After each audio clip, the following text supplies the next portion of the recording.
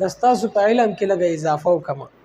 زموږ په دې لاس کې چې دا کومې 5 ګوتې دي د دې څه نومونه دي.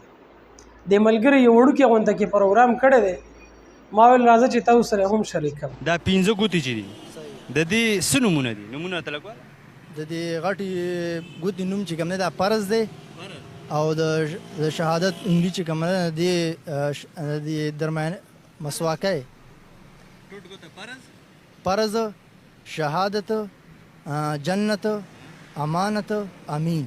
و ماشاءالله ماشاءالله ماشاءالله.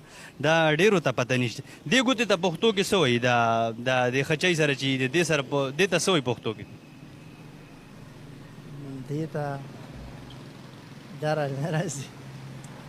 دې ته خو مونږ په ساده پښتو کې دا لکه دا ټوټ ګوته ده، دا وایي مسواکۍ ده، دا منځه ګوته ده، خچۍ ده. خو د دې څه نوم ده؟ د دې کومه ګناه ده؟ د دې څه نوم؟ د دې نوم نه راځي، دا څلور واړه راځي. چې کله د دې نوم نه درځي که نه، دا امانت دی. ښه، امانت مونږ ډېر وروسته پرېښود، د دې مونږ نوم هم نه دی زده کړ. ان د دې دغسې په کار دی چې خپل نومونه یاد کړو. یو پیره ورته بیا ووایه، ماشاءالله ډېر تکړه. د ګوتو